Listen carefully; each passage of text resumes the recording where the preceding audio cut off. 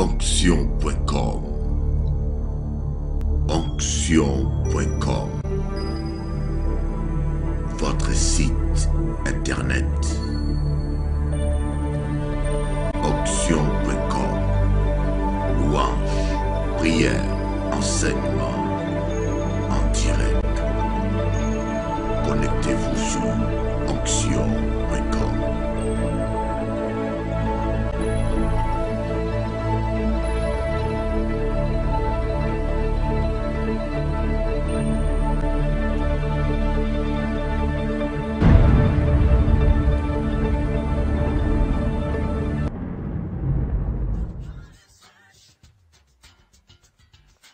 Salutations dans le nom invincible de Jésus-Christ. Je suis content d'avoir cette opportunité d'être béni aujourd'hui et de partager la parole avec vous et vous faire savoir que Jésus est vivant et avec tout, au-dessus de toute puissance qui croit.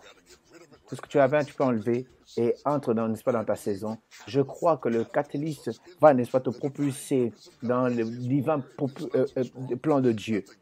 Il n'y a rien qui est plus puissant, rien qui est plus efficace, qui peut changer un humain, si ce n'est la parole de Dieu. C'est ce que je vais partager avec vous ce soir, la parole de Dieu.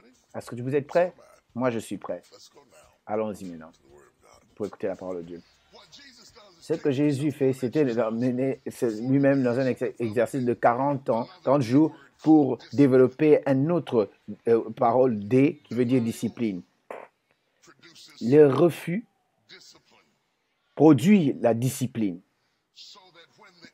Pour que lorsque l'ennemi a commencé à l'attaquer, sa chair avait un point de référence pour la souffrance. Et il n'était pas aussi vulnérable qu'il aurait été s'il n'était pas en train de jeûner pendant 40 jours. Maintenant, et la Bible dit, à la fin de ces 40 jours, ce n'est pas dans mon texte, mais dans mon texte, il y a seulement une seule référence de désert, mais ailleurs. Mais à la fin de 40 jours, Satan a commencé à le tenter. Il y a une différence, le désir incessant naturel et la tentation de diable. L'ennemi est venu contre Jésus avec tout ce qu'il a. Avec tout ce qu'il a. Il est venu contre lui avec tout ce qu'il a. Vous allez voir tout ce que l'ennemi a dans le désert. Si tu es le Fils de Dieu, il a dit, change ces pierres en pain. Ah, là, il n'avait pas mangé de l'eau pendant 40 jours. Je peux imaginer. Ouais, j'ai une grande imagination. Je ne peux pas imaginer 40 jours sans nourriture et eau. J'étais en Afrique, je suis allé là-bas pour mon frère qui était en train de jeûner pendant 40 jours et il m'a demandé si je voulais une réunion. J'ai dit oui parce que je ne le croyais pas. Et quand je l'ai vu directement, j'ai cru. Non, je n'avais pas de calendrier. Mais quand il est venu seulement, j'ai cru, j'ai dit, oh mon Dieu.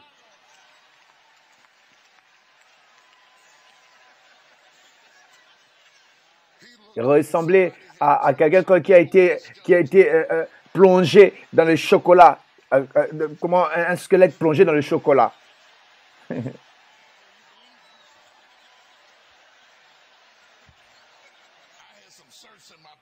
Et j'avais quelque chose, j'avais quelques bonbons dans ma poche, mais j'ai commencé à lui donner en main, à lui glisser dans la main. C'était pas beaucoup, mais c'est tout ce que j'avais.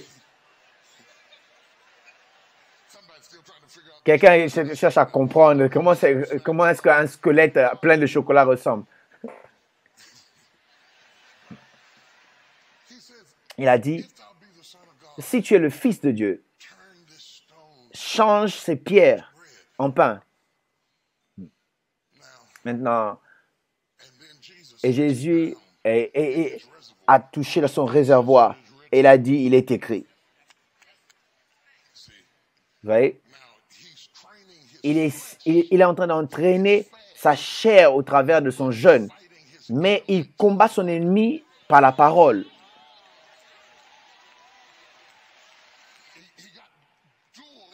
Il y avait deux ennemis ici. Un ennemi, c'est ton propre chair, ta propre chair et ta nature. Et de l'autre côté, il n'utilise pas le jeûne contre le diable, mais il utilise le jeûne contre la chair et la parole contre Satan. Et il dit, il est écrit, l'homme ne vivra pas seulement de pain, mais de toute parole qui sort de la bouche de l'Éternel. La Bible dit encore, il a amené dans un lieu très élevé. Il a montré tous les royaumes du monde. Et il dit, tout ce que tu as à faire, c'est de te prosterner et m'adorer. Maintenant, il cherche à ce que Jésus puisse briser sa propre loi parce que le Père a dit qu'on devra adorer seulement Dieu et Dieu seul. Il n'y aura pas un autre Dieu devant moi. Et si Jésus avait violé sa propre loi, alors il n'allait pas aller à la croix pour nous racheter de la croix. Et il allait être victime de sa propre loi.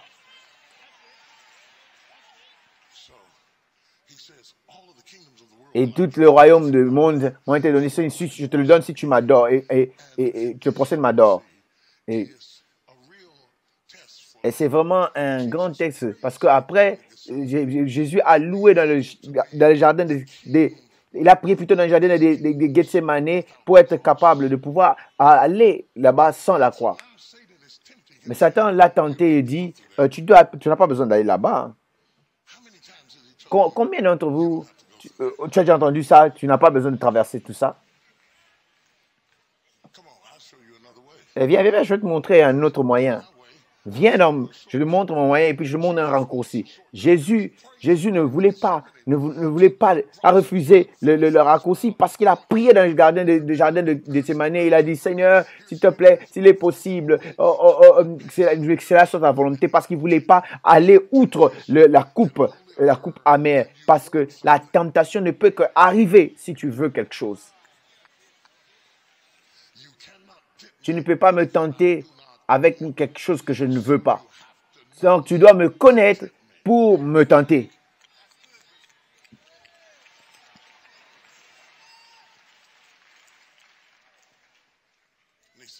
Et il dit, il a emmené encore au-delà.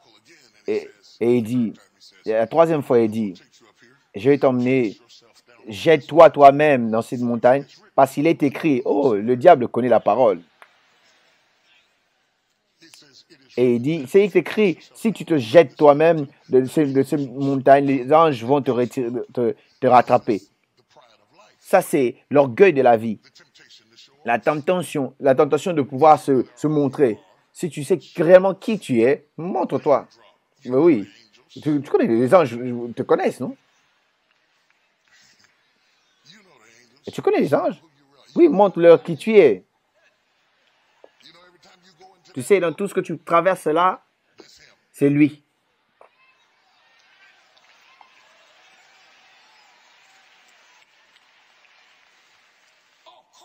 Oui, je connais le bishop, mais je vais l'appeler, c'est lui. C'est lui. À chaque fois que tu as besoin d'impressionner les gens pour montrer qui tu connais, ce que tu as, c'est lui.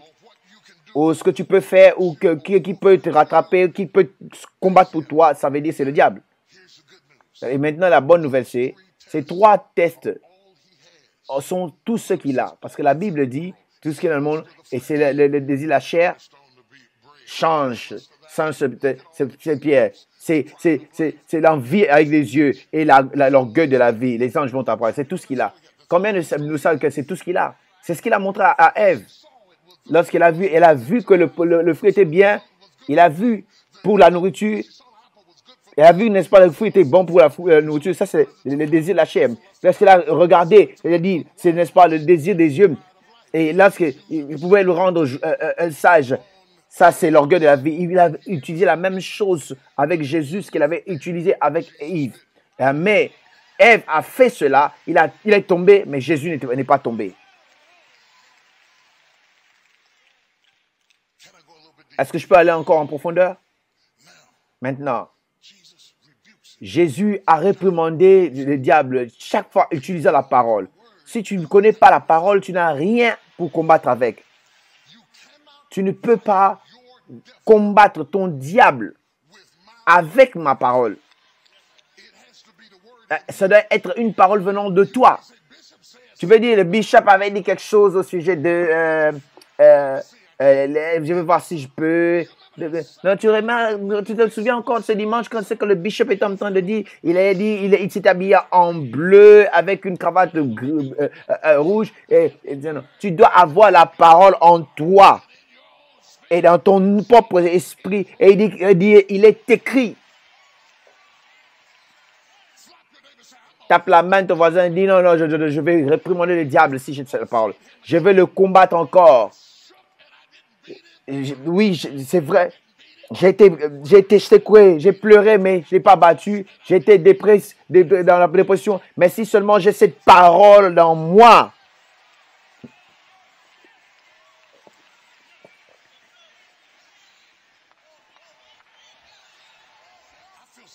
Ah, je sens comme si la victoire veut commencer ici. Je sens une victoire commencer. Vous savez, les gens perdent parce qu'ils veulent perdre, pas parce qu'ils veulent perdre, mais ils ne savent pas comment combattre. Oui, personne ne peut aimer être brutalisé. Oui, vous voyez, non, quelqu'un qui est en train de brutaliser l'autre, le menacer, dire il va lui taper. Mais directement, nous voyons cela, il se lève et il prend, il arrache et il commence à le frapper. C'est ce que tu dois faire au diable.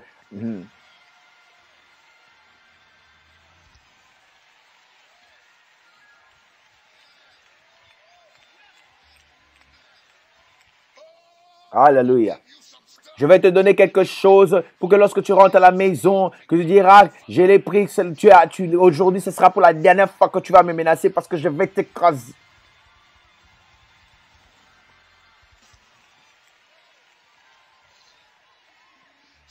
Maintenant, donc, lorsque le Seigneur m'a donné ceci, j'ai commencé à pleurer et je ne pouvais même pas respirer. L'impact de cela était tellement profond. Et j'ai remarqué, je sais que ce message va changer la vie de quelqu'un. Ça va changer la vie de quelqu'un. Et je peux le sentir dans mon esprit et dans mon cœur. Ça va changer ta vie. Si tu appliques ce message, si tu commences à développer certains refus, non pas parce que tu veux quelque chose que tu dois l'avoir forcément. Si tu te donnes une discipline dans ta vie, si tu prends quelques paroles dans ton esprit, ça va changer ta vie. Ta vie.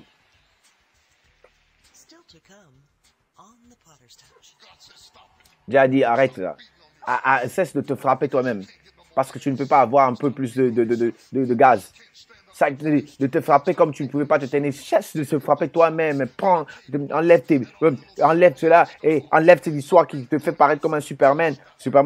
Tu as traversé trop de choses. Tu es allé de test encore. Épreuve. Tu as vécu ta vie comme si tu étais un robot. Même Jésus est arrivé à un point où il était vidé et le Seigneur m'a dit te dire que les anges sont en train de venir. Quelque temps, tu sens comme si tu es entouré des ennemis. Où étais-tu quand tous les ennemis étaient élevés et Dieu ne disait rien? Où étais-tu quand avant que tu arrives à ceci, tu recevais ceci, tu recevais cela et Dieu ne disait rien?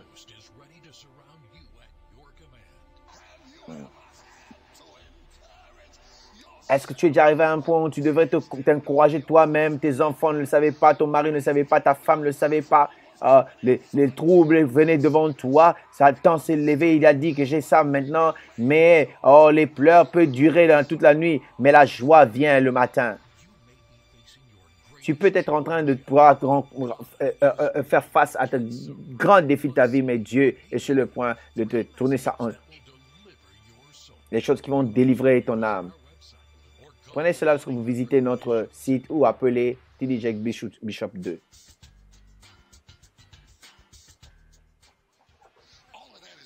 Tout ça, c'est bien, mais rien d'entre eux est important. Rien n'est important. Mais ça est le point, ce qui est important. Quand tu traverses ce genre de choses, et il était dans le désert, et l'ennemi l'a attaqué tellement, et le test, il a réussi le test. Et il y a quelque chose qui t'arrive. Il y a quelque chose qui arrive quand tu passes vraiment un combat sérieux. Le combat finit. Tu crois que tu vas crier quand le combat finit, mais tu vas pas crier parce qu'à ce niveau de combat, parce que quand tu vas à ce niveau de combat, tu n'as plus rien qui reste en toi pour crier, plus de force pour crier.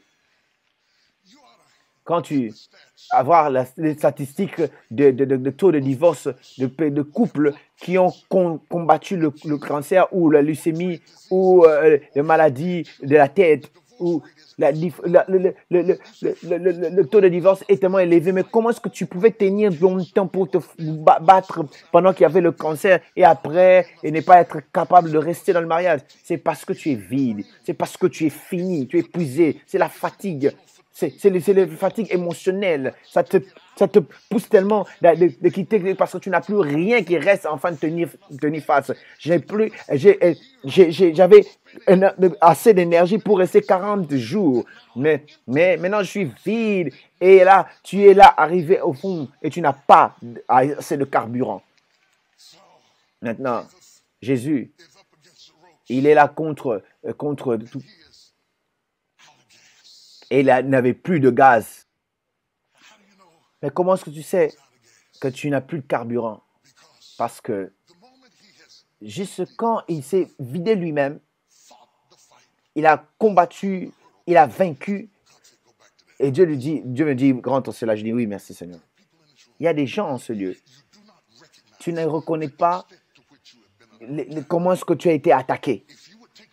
Si tu prends une minute seulement de regarder en arrière et tu regardes les choses qui t'est arrivées dans la vie, tu as été dans le désert.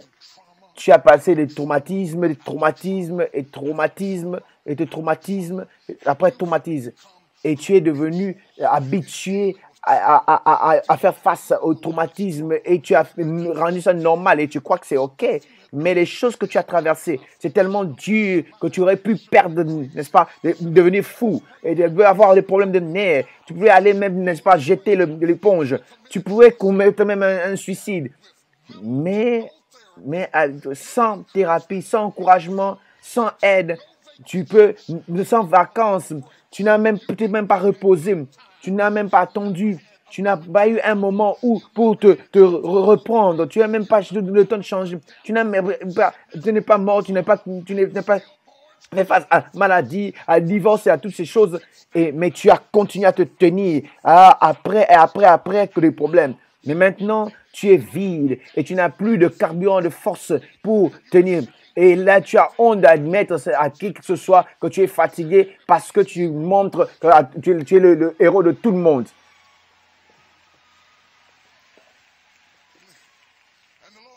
Et le Seigneur t'a emmené ici ce matin parce qu'il m'a donné quelque chose.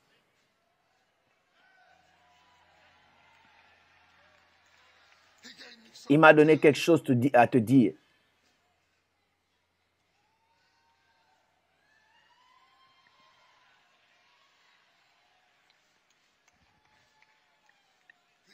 Il m'a donné quelque chose pour te dire. Oh, cesse de honte que tu es fatigué, d'avoir honte que tu es fatigué. Arrête d'être fatigué que tu es vide. Arrête d'être fatigué que tu es contre le mur.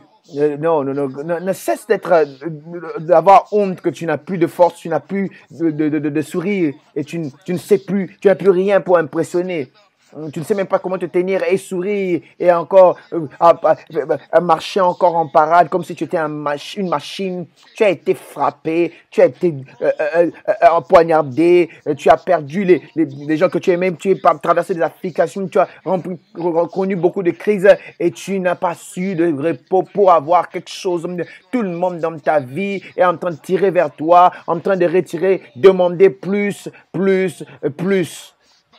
Mais Dieu dit que cette saison de ta vie est finie.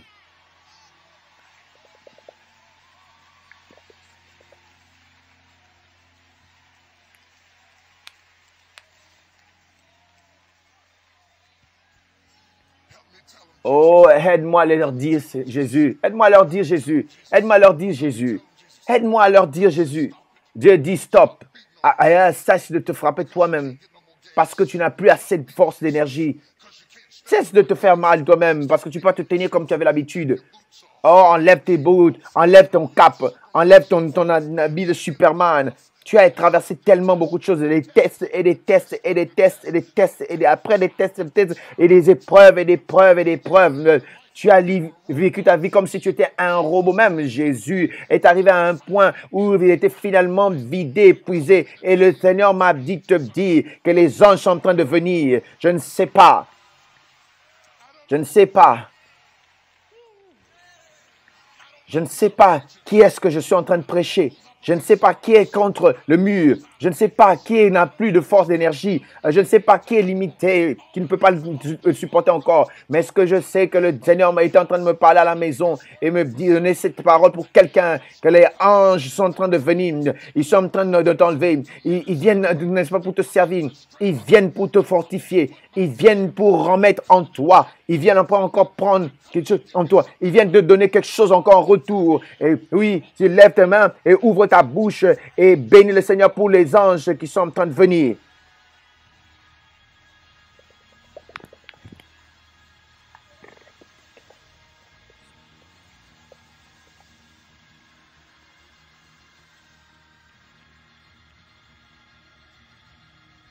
Oh. Oh. Je veux prêcher un message qui peut faire crier. Mais c'est comme si un message qui pousse les gens de pleurer. Mais je voudrais que vous puissiez m'aider.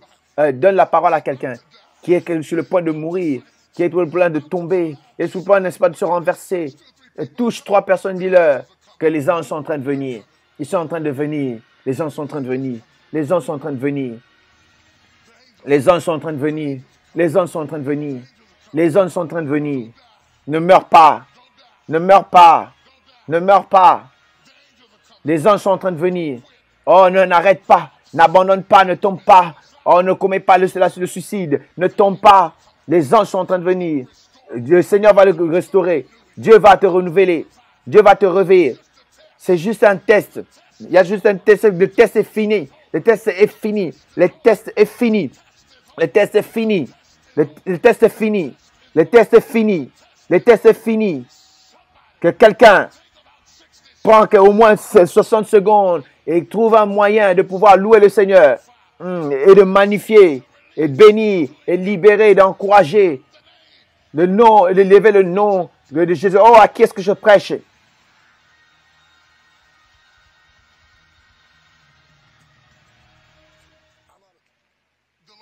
Le Seigneur me dit, je vais restaurer ton âme. Je vais restaurer ce qui t'a quitté. Ce qui t'a poussé à devenir ce que tu es devenu. Ce qui a fait que tu peux faire ce que tu fais. Dieu a dit que je vais le remettre en toi. Et la Bible dit, et les anges sont venus et ont servi. Et je sens comme s'il y a un service en ce lieu. Je sens le service dans cette salle. Je sens le service dans cette salle. Tu regardes dans Internet, il y a un service qui vient là.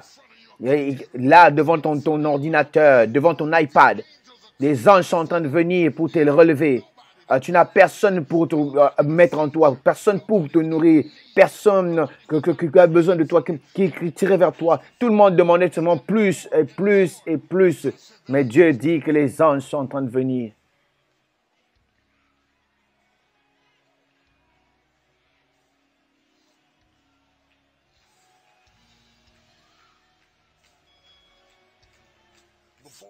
Avant que nous puissions quitter aujourd'hui, j'ai cette opportunité d'être encore avec vous. La Bible dit, là où 2 ou 3 sont en accord pour n'importe quoi sur cette terre, et cela va être accompli. Et je suis en train de croire avec vous que si vous êtes en accord avec moi, que les joues vont être brisés et les forteresses vont tomber parce que je sais que Dieu est tellement grand que l'adversaire qui est contre nous. Nous prions. Père, au nom de Jésus, je te remercie de ce que tu es, Seigneur.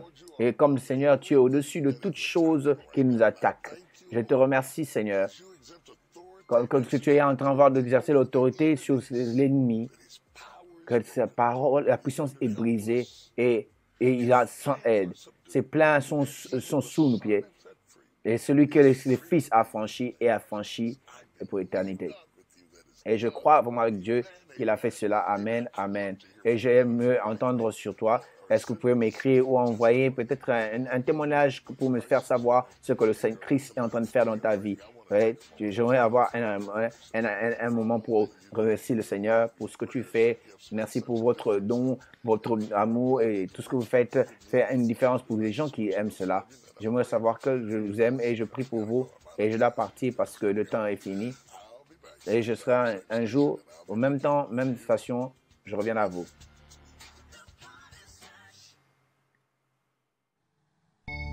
Onction.com.